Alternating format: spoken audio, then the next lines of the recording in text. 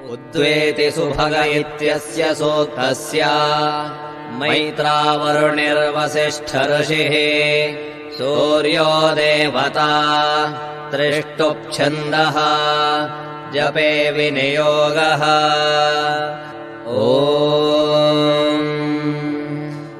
उद्वेति सुभगो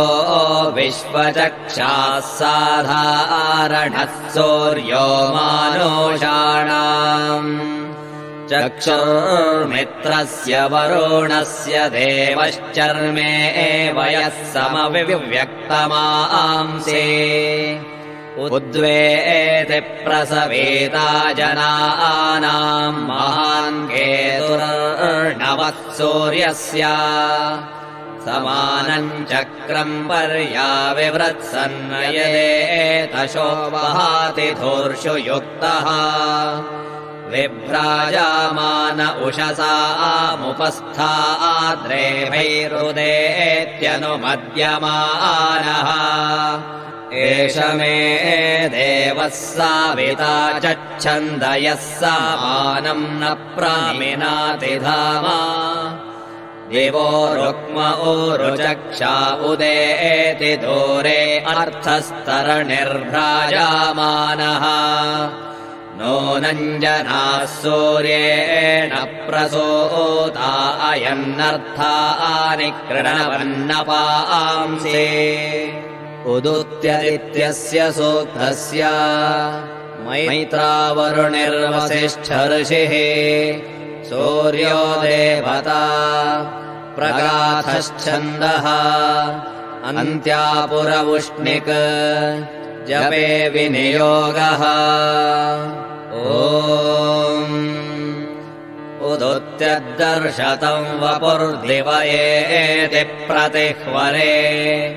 यदेमाशुर्वहाति देव एताशो विश्वस्मै चक्षासे अरम्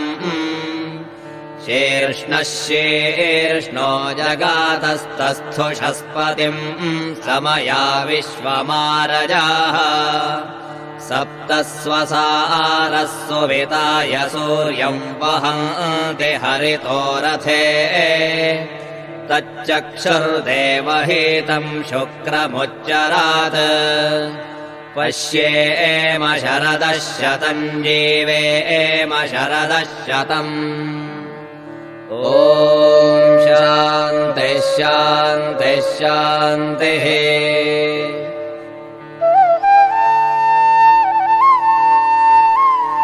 नमोऽस्तु सूर्याय सहस्ररश्मये सहस्रशाखान्वितसम्भवात्मने सहस्रयोगोद्भवभावभागिने